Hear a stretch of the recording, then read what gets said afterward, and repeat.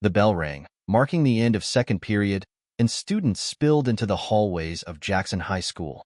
The polished floors gleamed under the fluorescent lights, reflecting the blur of sneakers and backpacks.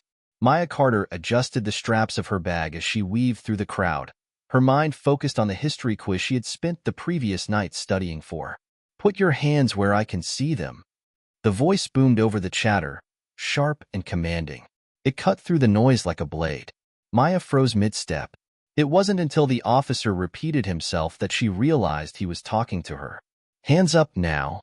Confused, she turned to see Officer Bradley, the school's resource officer, glaring at her with a scowl carved deep into his face.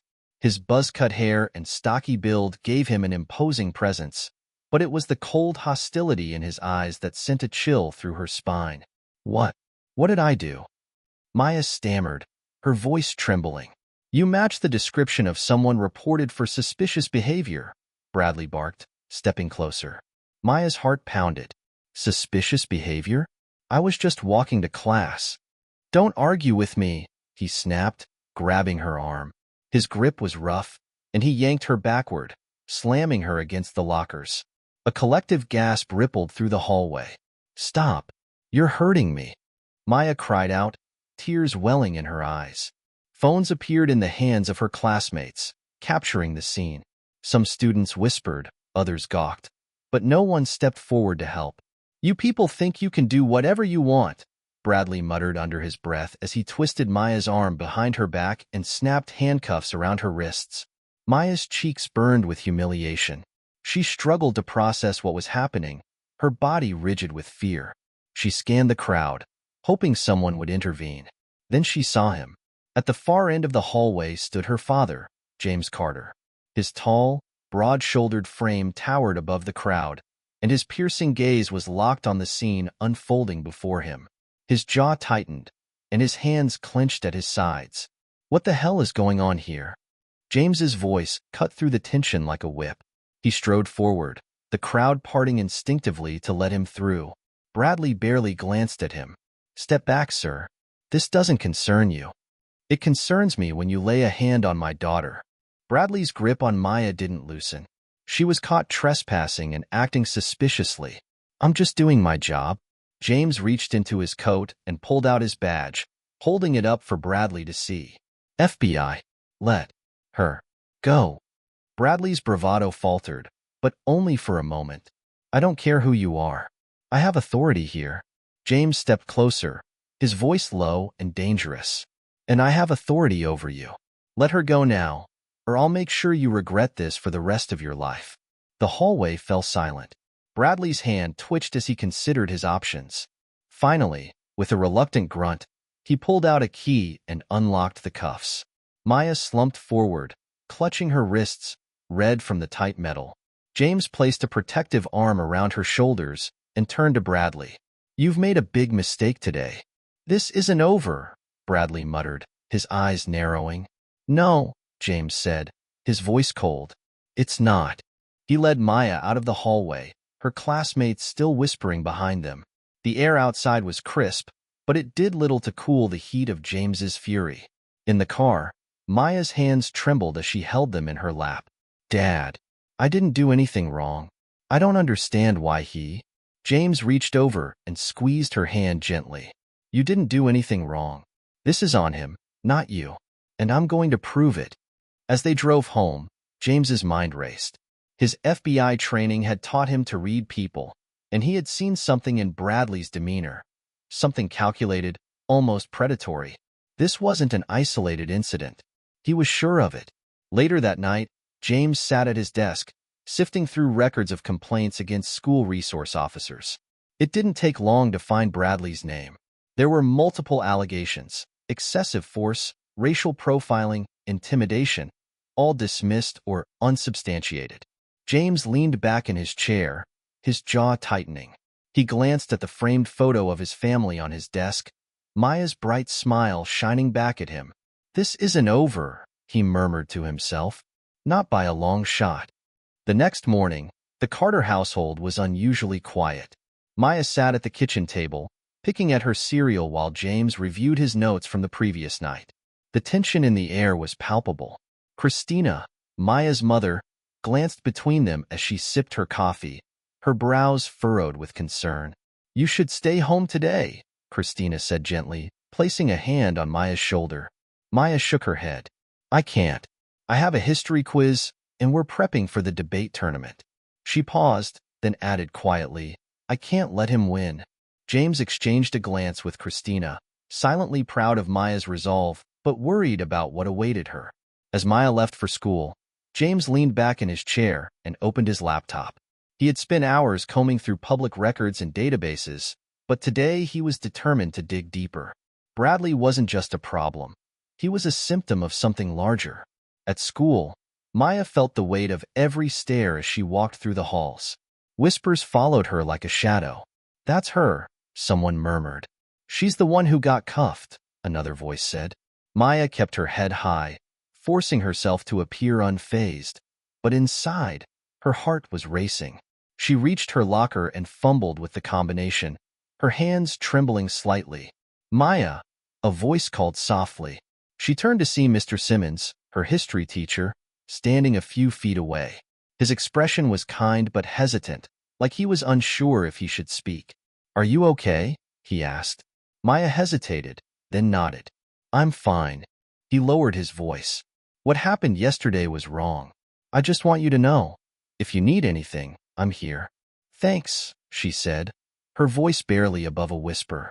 As he walked away, Maya noticed Bradley standing at the end of the hallway, his eyes fixed on her. A shiver ran down her spine. Back at home, James was making progress. Bradley's personnel file painted a troubling picture. Over the past 5 years, multiple complaints had been filed against him. A black student claimed Bradley had used excessive force during a routine search. A Latino parent alleged Bradley had threatened to call Immigration and Customs Enforcement during a school incident. A white student reported being harassed after defending a friend of color. Each complaint had been dismissed without proper investigation. The pattern was clear, but what stood out most was the number of complaints that had come from Jackson High. James's phone buzzed, pulling him out of his thoughts. It was Maya. "Dad," she said, her voice trembling. "Can you pick me up after school?" "What's wrong?" I don't want to take the bus." James didn't push. "I'll be there." When James arrived at the school, Maya was waiting by the curb, her arms wrapped tightly around her backpack. She climbed into the car without a word. As they drove, James asked, "What happened?" She stared out the window, her voice barely audible. "He was watching me." James's hands tightened on the steering wheel. "Bradley?" Maya nodded. "Every time I looked up, he was there. He didn't say anything, but it felt like he was waiting for me to mess up." James's jaw clenched. "You're not going back there until I get this sorted out?" "But my grades." "I don't care about grades right now, Maya. Your safety comes first." That evening, James received an unexpected call from Mr. Simmons. "I thought you should know," Simmons began, his voice uneasy. "Bradley's behavior isn't just about Maya. He's been targeting other students too." "Go on," James said, sitting up straighter. Simmons hesitated.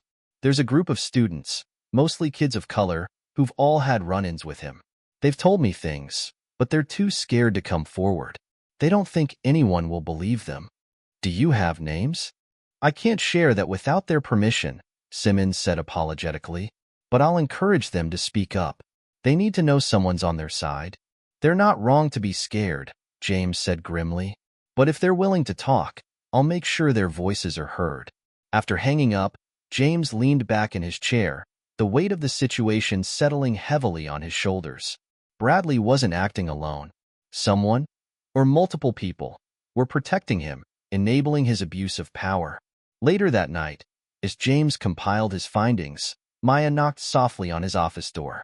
"Hey," she said, stepping inside. "Am I interrupting?" "Never," James replied, gesturing for her to sit. She hesitated before asking, "Do you think he's done this to other kids?" James sighed. "I don't think. I know." Maya's eyes filled with a mix of anger and sadness. "Why does he hate us?" "It's not about you, Maya," James said gently. "It's about people like him needing to feel powerful, and they think they can get away with it because no one stops them." But you're going to stop him, right? James reached across the desk and took her hand. I promise you, I will. As Maya left the room, James stared at the files spread before him. He wasn't just fighting for his daughter now. He was fighting for every student Bradley had ever hurt. James sat at his desk, his fingers tapping rhythmically on the keyboard as he sifted through more records.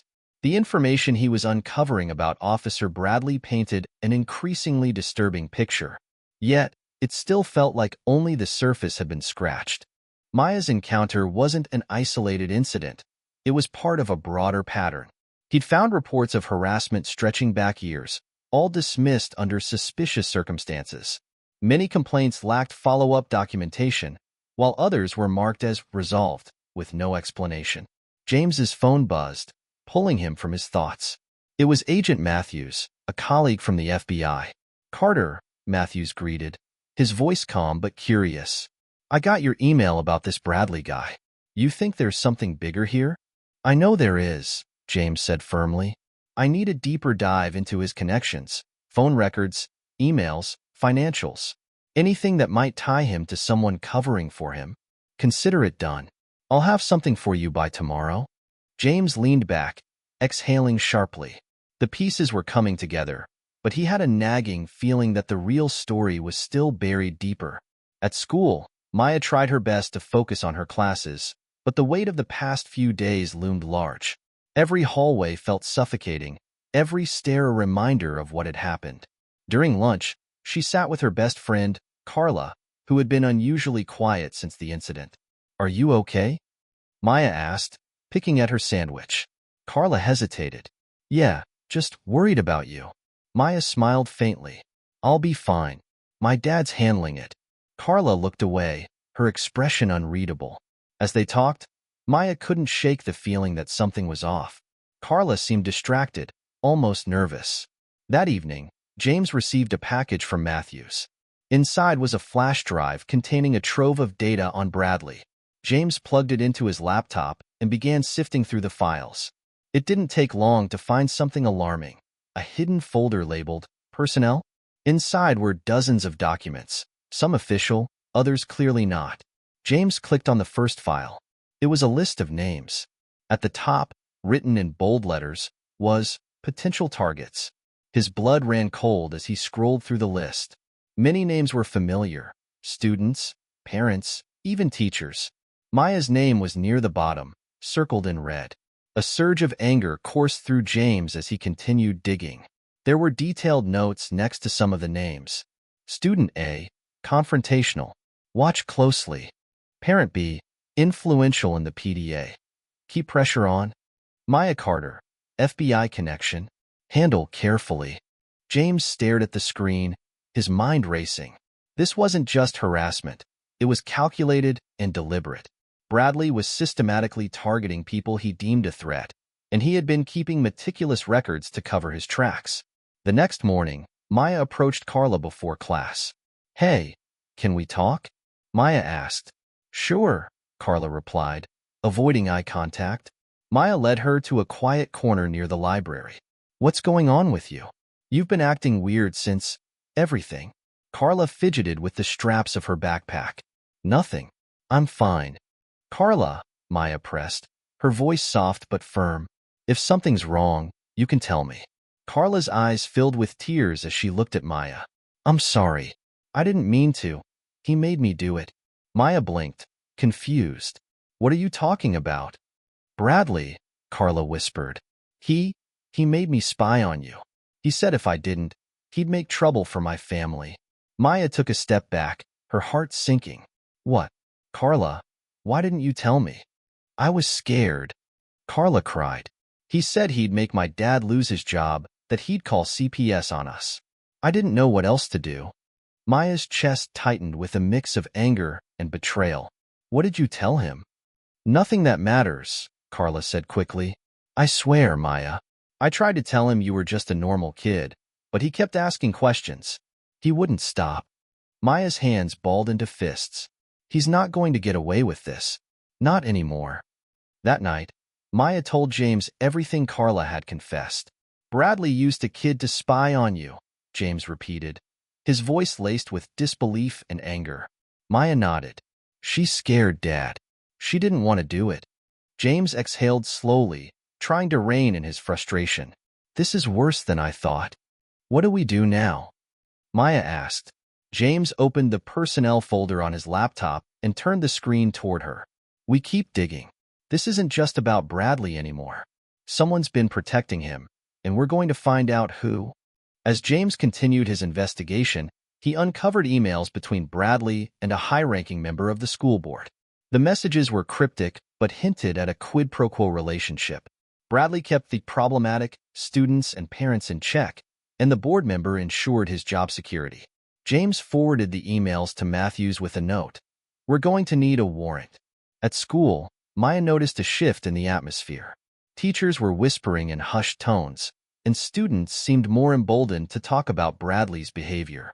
During gym class, Maya overheard two students discussing a similar encounter. Bradley cornered me last year, one boy said. Said I looked like I was skipping class. I was heading to the nurse's office. Same here, a girl added. He accused me of stealing from the vending machine. Didn't even ask questions, just grabbed me. Maya felt a surge of determination. You should talk to someone, she said, stepping closer. The boy shook his head. What's the point? No one listens. They will now, Maya said firmly. I'll make sure of it. That evening, as James pieced together the final parts of Bradley's web of corruption, Maya sat across from him, watching her father work with a quiet intensity. Dad, she said softly, are we going to win? James looked up, his expression resolute. It's not about winning, Maya. It's about making sure people like him can't do this to anyone else. Maya nodded, a spark of determination in her eyes. Then let's make sure he never does. The sunlight poured through the blinds in James's office as he stared at the evidence spread across his desk. Photos, emails, complaints, and Bradley's personnel file were all neatly organized. Yet, the pieces didn't quite form the complete picture James was looking for. Bradley was just one part of this puzzle. Someone higher up was pulling the strings. The phone buzzed, breaking his concentration. Agent Matthews was on the other end. You're not going to believe what I found, Matthews said, his voice tense. What is it? James asked, sitting up. There's a series of financial transactions tied to Bradley. Regular deposits into his account from an LLC called Westfield Holdings. Guess who's listed as the managing partner? James's grip on the phone tightened. Someone from the school board? Bingo, Matthews confirmed. It's Daniel Harrington, head of the board and a prominent figure in the community. He's been quietly funneling money to Bradley for years. Looks like payment for keeping certain problems under control. Problems, James repeated, his voice heavy with disgust. This just went deeper than I thought. At Jackson High, the atmosphere had shifted dramatically. After the video of Maya rescuing a fellow student from Bradley went viral, whispers turned into outright conversations. Students were no longer afraid to speak up. In the cafeteria, Maya sat with a group of classmates who had come forward with their own stories. I told him I needed to go to the nurse, but he didn't care, said Jacob, a sophomore. He said I looked like I was faking it and made me sit in the hallway for the rest of the period. He called my dad to report me for skipping class, added Layla, another student. I wasn't even skipping. I was in detention for being late. Maya listened carefully, her resolve growing stronger with every story. What are we supposed to do? Jacob asked, his voice tinged with frustration. We fight back, Maya said firmly. My dad is working on exposing Bradley and everyone protecting him, but we need to keep speaking out. The more people who come forward, the harder it'll be for them to ignore us. Layla nodded. I'll talk to my parents. Maybe if enough of us say something, the school board will have to listen. Later that day, James sat in his car, parked outside the Jackson High Administrative Building. He was meeting Matthews to discuss the latest developments. Matthews climbed into the passenger seat, a manila folder in hand. I pulled more records on Harrington and his little LLC. Turns out, he's been using Bradley to silence critics, intimidate students, and keep things quiet at the school. That's how he's maintained his spotless reputation all these years. James opened the folder, his eyes scanning the pages. And no one's ever questioned this? Not publicly, Matthews said. Most people are too scared to go up against Harrington. He's got connections everywhere, city council, local businesses, even law enforcement. Not anymore, James said, his voice steely. This ends now. At school, Bradley's behavior grew more erratic. He was no longer the calm, intimidating figure he had once been. His authority was slipping, and he knew it. During gym class, he cornered Maya near the bleachers. "Think you're smart, don't you?" he sneered, his voice low enough so no one else could hear. "Making me look bad in front of the whole school." Maya didn't flinch. "You made yourself look bad." Bradley's face darkened, his hand clenching at his side. "You don't know who you're messing with, kid. Keep pushing, and you'll regret it." Maya stared him down, her voice steady. "You're the one who should be worried. Everyone knows what you've done, and my dad's not going to stop until you're gone." Bradley glared at her for a moment before storming off. Maya's heart raced, but she refused to let him see her fear. That evening, James shared everything he had uncovered with Christina and Maya. "Harrington's been paying Bradley to keep students in line," James explained, his tone grim. "It's a power play. They've been using intimidation and fear to maintain control." "What happens now?" Maya asked, her voice laced with worry. James leaned forward.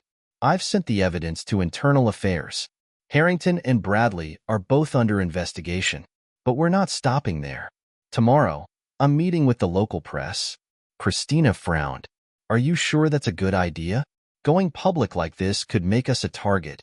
"We're already targets," James said firmly. "But the more people know the truth, the harder it'll be for them to cover it up."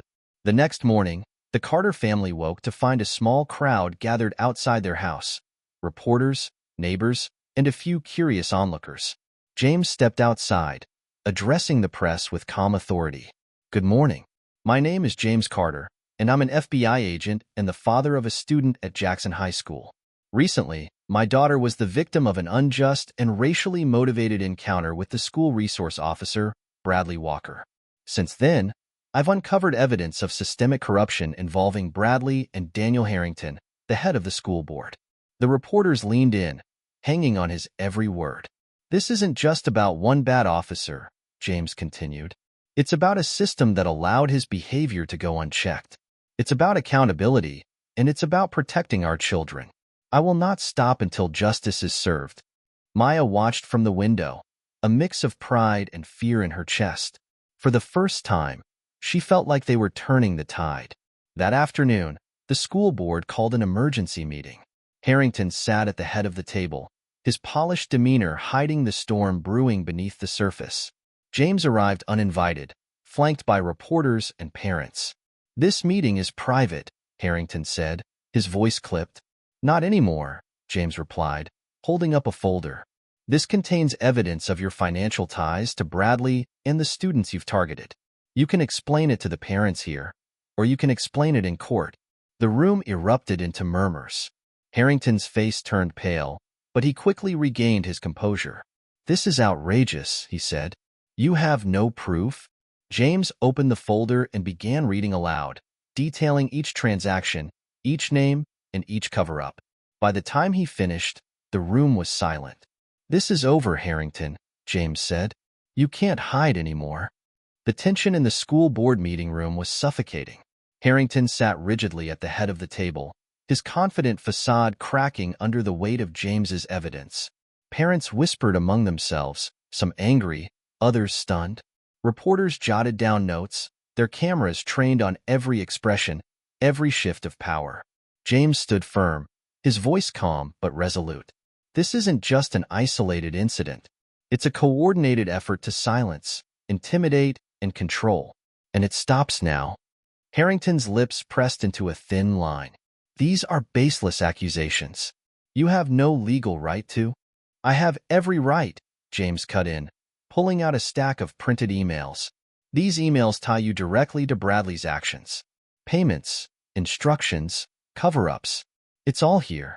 He turned to the reporters. "And it's all been sent to Internal Affairs and the Department of Education." The room erupted in gasps and murmurs. Harrington's pale face flushed red with anger, but before he could respond, one of the parents stood up. Is this true? The woman demanded. Have you been targeting our children? Harrington hesitated, his polished veneer cracking. This is a misunderstanding. I've always acted in the best interests of the school. Another parent rose, shaking her head. Best interests? My son came home terrified last year because of Bradley. And you let it happen? James turned to the parents, his voice steady. This isn't just about holding Bradley and Harrington accountable. It's about making sure this never happens again. Your voices matter. Speak up. Demand change. The parents began nodding, their whispers growing louder. Harrington's authority was slipping away, and he knew it. Meanwhile, at the school, Bradley was unraveling. His once imposing presence had been reduced to a shadow of fear and desperation. Students no longer avoided him in the hallways. Instead, they stared him down, their eyes filled with defiance. After gym class, Bradley cornered a student named Marcus. You think this little rebellion is going to change anything? Bradley sneered.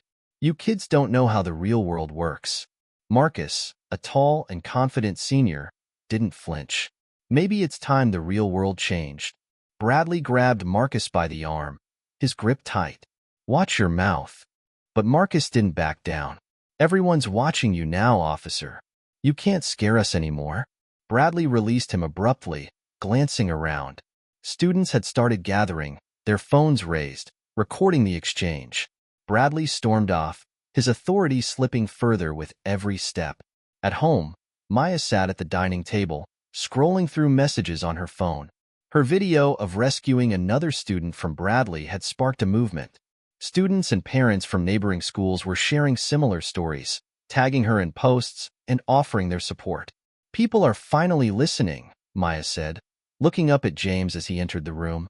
They are, James agreed, sitting across from her. But it's going to take more than listening to create real change. What's next? Maya asked. James leaned forward. Tomorrow, I'm meeting with the district attorney. Harrington and Bradley need to face criminal charges, not just lose their jobs. And I've got the evidence to make it happen. The next day, James walked into the district attorney's office with a briefcase in hand. He was greeted by Linda Morales, a sharp and determined prosecutor who had a reputation for taking on tough cases. I've read your preliminary report, Morales said, motioning for James to sit. If what you're saying is true, this is going to rock the entire school district. It is true, James replied, opening the briefcase. I've got emails, financial records, witness statements, and video evidence. Everything you need to take this to court. Morales flipped through the documents, her expression hardening with each page. This is damning, but it's also going to be messy. Harrington's got connections, and you can bet he'll fight this with everything he's got. Let him fight, James said. The truth is on our side. Back at Jackson High, Maya noticed something strange. Bradley was nowhere to be seen. His usual patrols through the hallways had stopped, and the school felt lighter without his oppressive presence. During lunch, one of Maya's friends approached her. Did you hear? Bradley got escorted out by the principal this morning. Escorted out? Maya repeated, her heart racing. Yeah, some men in suits came to his office. They didn't let him take anything, just walked him out. Maya felt a surge of relief. Good. It's about time. That evening, James received a call from Agent Matthews. Carter, we've got him, Matthews said. Bradley was arrested this afternoon. They're charging him with multiple counts of misconduct, including falsifying reports and harassment. And Harrington? James asked. Still holding out, Matthews replied. But with Bradley talking, it's only a matter of time. James hung up, a sense of satisfaction washing over him. It wasn't over yet, but they were closer to justice than ever. At the next school board meeting, the room was packed with parents, students, and community members. Maya sat in the front row, her heart pounding as the board chair called the meeting to order. James stood to speak, his voice clear and commanding. This community deserves better. Better leaders, better protections for our children, and better accountability. We're not just here to fix what's broken. We're here to make sure it never breaks again. Maya felt a swell of pride as the room erupted into applause. Harrington, sitting stiffly at the table, avoided eye contact with anyone. The walls were closing in, and he knew it. The courthouse buzzed with activity as reporters, spectators, and community members gathered outside. The case against Officer Bradley and Daniel Harrington had drawn national attention, with news outlets broadcasting the proceedings live. Inside the courtroom, the atmosphere was tense. Maya sat between her parents in the second row, her hands clasped tightly in her lap. Her father, James, looked calm but focused, his presence a steadying force. Maya's mother, Christina, glanced at her daughter, giving her an encouraging nod. "You okay?" Christina whispered. Maya nodded, though her stomach churned. "Yeah, I think so." The trial was about to begin, and Maya would soon have to testify. Bradley sat at the defendant's table, his lawyer whispering in his ear. He looked smaller than usual, his once imposing demeanor replaced with a nervous rigidity. Harrington sat nearby, his expression unreadable. Unlike Bradley, Harrington had the means to hire a high-profile defense team, and their strategy was clear: deflect, deny, and discredit. The district attorney, Linda Morales, rose to give her opening statement. "Ladies and gentlemen of the jury," she began, her voice clear and commanding, "this case is about abuse of power. It's about individuals who use their authority not to protect and serve, but to intimidate, manipulate, and harm. Over the next several days, we will present evidence that shows a disturbing pattern of misconduct and corruption, one that put countless students and families at risk." Morales outlined the key points of the case: Bradley's history of harassment, Harrington's financial ties to Bradley, and the systemic cover-ups that allowed it all to continue. When it was the defense's turn, Bradley's lawyer painted a very different picture. "This is a case of misunderstanding and overreach," the attorney argued. "Officer Bradley is a dedicated public servant who acted in the best interests of the school. The prosecution will try to paint him as a villain, but the truth is far more complex." Harrington's lawyer adopted a similar approach, portraying Harrington as an upstanding community leader who was being unfairly targeted. But James knew better. The first witnesses were parents and students who had experienced Bradley's misconduct. Jacob, the student who had been falsely accused of skipping class, took the stand. "He grabbed my arm and told me I was lying," Jacob said, his voice trembling. "I tried to explain that I was going to the nurse, but he wouldn't listen." Bradley's lawyer cross-examined him, attempting to undermine his credibility.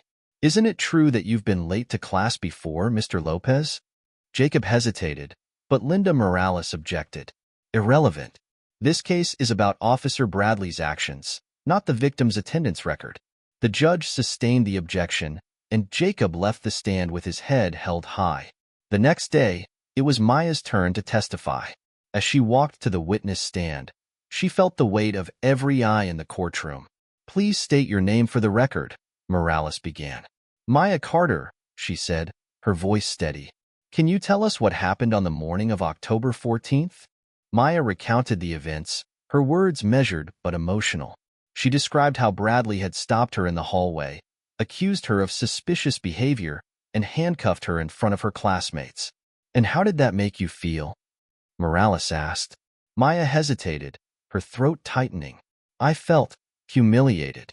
Like I wasn't even a person, just someone he could use to make a point." Morales nodded sympathetically. "Thank you, Maya." The defense lawyer approached, his tone sharp. "Miss Carter, you claim you were simply walking to class. But isn't it true that you were walking through an area where students often skip class?" Maya's heart pounded, but she stood her ground. "I was going to my locker. That's not against the rules." The lawyer pressed on, trying to rattle her, but Maya didn't waver. By the time she stepped down, the courtroom was silent, her testimony a powerful blow to the defense. Outside the courtroom during a break, Bradley and Harrington's lawyers huddled together, their faces tense. They knew the prosecution's case was strong, but they still had cards to play. Harrington's lawyer planned to paint James as a biased figure, using his FBI credentials to bully the school board. "That's all they've got," James muttered to Morales during the recess. "They're going to try to make me the bad guy." "Let them try," Morales replied. "We've got the evidence on our side." The trial continued, with the prosecution presenting damning emails, financial records, and video evidence. One key piece of footage showed Bradley detaining another student, Marcus, without cause. The jury watched in silence as the video played, the injustice unfolding before their eyes. When it was time for Harrington to testify, he was calm and composed, sticking to the narrative his lawyers had crafted. "I've always acted in the best interests of this school," Harrington said. "Any financial transactions were legitimate and above board." But Morales wasn't fooled. "Mr. Harrington, can you explain why so many of these transactions were routed through a shell company?" Harrington faltered, but his lawyer quickly objected, claiming the question was speculative. Morales smiled faintly. "We'll let the jury decide what's speculative." As the trial neared its conclusion, the defense made a desperate move. Bradley's lawyer attempted to shift the blame entirely onto Harrington, portraying his client as a pawn in a larger game. "He was following orders," the lawyer argued. "Mr. Harrington used his influence to manipulate Officer Bradley into doing his dirty work." Harrington's lawyer fired back, accusing Bradley of acting independently and abusing his position for personal gain. It was a chaotic display, but for James, it was proof that their alliance was crumbling. In her closing argument, Morales reminded the jury of what was at stake. This case isn't just about two individuals. It's about a community demanding accountability. It's about ensuring that no child ever has to feel unsafe in their own school again. The courtroom was silent as the jury left to deliberate. Maya squeezed her father's hand, her heart pounding as they waited for the verdict. The courtroom was silent as the jury filed back in, their expressions unreadable. Maya gripped her father's hand tightly, her heart pounding in her chest. James glanced at her, his face calm but his jaw set, as if bracing for impact. "All rise," the bailiff called out, and the judge entered, taking her seat at the bench. The jury foreman, an older woman with a stern but kind face, stood with a folded piece of paper in her hands. "Has the jury reached a verdict?" the judge asked. "Yes, Your Honor," the foreman replied. The tension in the room was palpable as the foreman handed the paper to the bailiff, who passed it to the judge. After a brief pause, the judge nodded and returned the paper. "In the case of the state of Georgia versus Bradley Walker, on the charge of misconduct in public office, how does the jury find?" The foreman's voice was clear and steady. "Guilty." Murmurs rippled through the room. Bradley sat frozen, his face pale, as his lawyer leaned in, whispering furiously in his ear. The judge continued. "On the charge of harassment, how does the jury find?" "Guilty," the foreman said again. Maya exhaled sharply, tears brimming in her eyes. James gave her hand a reassuring squeeze, but his expression remained steady. The judge turned her attention to Harrington. "And in the case of the state of Georgia versus Daniel Harrington, on the charge of conspiracy to commit misconduct in public office, how does the jury find?" "Guilty." Harrington's jaw tightened, but he showed little emotion. Unlike Bradley, his calm exterior remained intact, though James could see the cracks forming. The judge addressed the room. "Sentencing will be determined at a later date. This court is adjourned." She banged the gavel, and the courtroom erupted into noise. Outside the courthouse, reporters swarmed James and Maya as they exited. Cameras flashed, and microphones were thrust forward, each reporter shouting questions. "How do you feel about the verdict?" one asked. "Do you think justice was served?" another pressed. James raised a hand to quiet the crowd. "Today's verdict is a step in the right direction, but it's only the beginning. There's still work to be done to ensure accountability and justice for everyone affected by these actions." Maya, standing beside him, mustered her courage and spoke into the nearest microphone. "I'm just glad people are finally listening," she said. "But like my dad said, this isn't over. We have to keep fighting for change." Her words struck a chord, and the crowd quieted. Back inside the courthouse, Bradley sat alone in a holding cell, his head in his hands. His lawyer paced outside, speaking rapidly into a phone. "What do you mean there's no deal left?" Bradley muttered when the lawyer re-entered. "The DA isn't budging," the lawyer said, exasperated.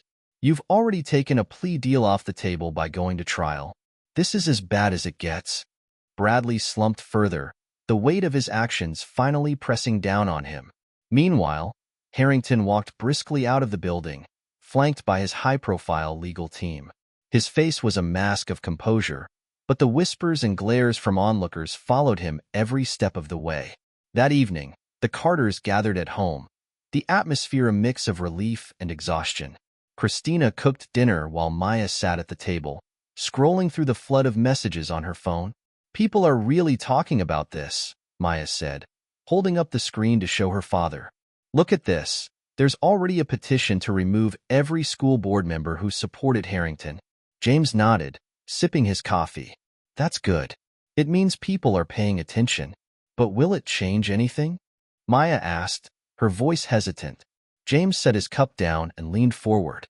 "It's going to take time, Maya. Change doesn't happen overnight. But this verdict sends a message that no one is above accountability." Maya smiled faintly. "I hope so." The next day, Bradley's sentencing hearing took place.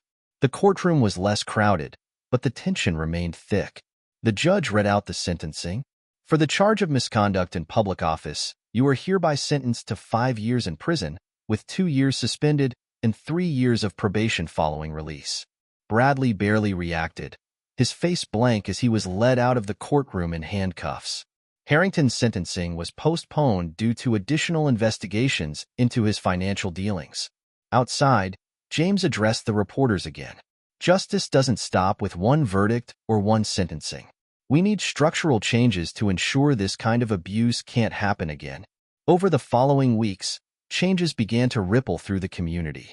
The school board implemented new policies, including mandatory diversity training for staff and the creation of a student advocacy program. Maya became a key voice in these efforts, speaking at town halls and student events. Her courage inspired others to share their stories, creating a wave of activism that extended beyond Jackson High. One evening, as Maya sat on the porch with James, she asked, "Do you think Bradley and Harrington ever feel sorry for what they did?" James thought for a moment before answering. "I don't know, Maya, but what matters is that they've been held accountable. And because of you, because of this community, they won't be able to hurt anyone else." Maya nodded, a sense of peace settling over her. "It's not perfect, but it's something." "It's a start," James said, placing a hand on her shoulder. "And sometimes that's all we need to keep going." The sunlight streamed into the Jackson High auditorium as parents, teachers, and students gathered for a special community meeting. The events of the trial had ignited a movement, and the school board had been forced to respond. This meeting was a turning point, an opportunity for the community to demand accountability and propose meaningful reforms. Maya sat in the front row with her parents, clutching a copy of the speech she had prepared. Her hands trembled slightly, but James placed a steadying hand on her shoulder. "You've got this," he said softly. Maya nodded, drawing strength from his confidence. The meeting began with strained formality as the interim school board addressed the audience. Daniel Harrington had resigned in disgrace, along with 2 other board members implicated in the scandal. The remaining members struggled to maintain composure under the scrutiny of an outraged community. "Today, we're here to listen," the board chair announced. "We want to hear your concerns and ideas for moving forward." The crowd buzzed with murmurs of skepticism. One by one, parents approached the microphone, sharing stories of mistreatment and neglect that had gone unaddressed for years. "My daughter came home crying because Bradley accused her of stealing from the vending machine," one mother said, her voice trembling. "She's 9 years old." 9. A father stepped up next. "My son was suspended after standing up for a friend who was being harassed by Bradley. The school called it disruptive behavior." "What about the officer's behavior? Where was the accountability then?" The room erupted in applause. When Maya's turn came, she walked to the microphone with her notes in hand. She glanced at the crowd, then at her parents, who gave her a reassuring nod. Taking a deep breath, Maya began. "My name is Maya Carter. I'm 16 years old, and until recently, I believed my voice didn't matter." The room grew quiet as her words carried through the space. "A few weeks ago, I was humiliated in front of my classmates. I was handcuffed, dragged through the halls, and treated like a criminal, for no reason. What happened to me wasn't just about one officer's bad decision. It was about a system that allowed him to act without consequences." Maya paused, scanning the audience. "But this isn't just about me. It's about every student who's ever been made to feel like they don't belong." It's about every parent who's been afraid to speak up because they thought no one would listen. And it's about making sure no one else has to go through what I did. Her voice gained strength as she continued. We need real change. That means transparency, accountability, and a system that protects students, not one that puts them in harm's way. We can't let this happen again. When Maya finished, the audience erupted in applause. Some parents stood, clapping and cheering, while others wiped away tears. Maya returned to her seat, her face flushed but her heart filled with pride. The board was left with no choice but to act. Within weeks, new policies were enacted, including mandatory diversity training for all school staff and officers, the establishment of a student advocacy program, ensuring students had a safe place to report issues, an oversight committee to monitor the behavior of school resource officers and ensure accountability. These changes didn't come without resistance. Some community members argued that the reforms were too extreme, while others claimed they didn't go far enough. Meanwhile, Maya found herself in an unexpected role as a spokesperson for student rights. Invitations poured in from local organizations and schools asking her to share her story. One afternoon, Maya attended a panel discussion at a neighboring school district where she spoke alongside other young activists. When you spoke at the meeting, it gave me the courage to come forward, a girl named Jasmine told her after the event. I've been dealing with something similar, but I didn't think anyone would believe me. Maya smiled, realizing the impact of her actions. You're not alone. And the more we speak up, the harder it'll be for people to ignore us. At home, James watched Maya with a mix of pride and awe. She had transformed from a quiet, guarded teenager into a determined advocate for change. I didn't expect any of this, Maya admitted one evening as they sat on the porch. James chuckled. Sometimes, the best leaders are the ones who never plan to lead. You've got a voice, Maya, and people are listening. Maya smiled but grew thoughtful. Do you think it'll last? Or will things just go back to the way they were? James leaned back, gazing at the horizon. Change is like a ripple in a pond. It starts small, but it spreads. You've started something bigger than you realize. Meanwhile, Bradley and Harrington faced mounting consequences. Bradley, sentenced to 5 years in prison, had become a pariah. News of his misconduct spread quickly, and former colleagues distanced themselves from him. Harrington's financial dealings came under further investigation, revealing years of corruption and self-serving decisions. Civil lawsuits from parents piled up, ensuring his downfall would be both public and permanent. As the weeks turned into months, the changes at Jackson High became evident. The new policies created a safer and more inclusive environment, and students began to feel empowered to speak out against injustice. Maya, now a senior, found herself at the center of this transformation. Though the scars of her experience remained, she refused to let them define her. Instead, she used them to fuel her advocacy and inspire others. One evening, Maya returned home to find James sitting at the dining table, reading a stack of letters. "What's all this?" she asked, setting her bag down. "Letters from students and parents," James replied.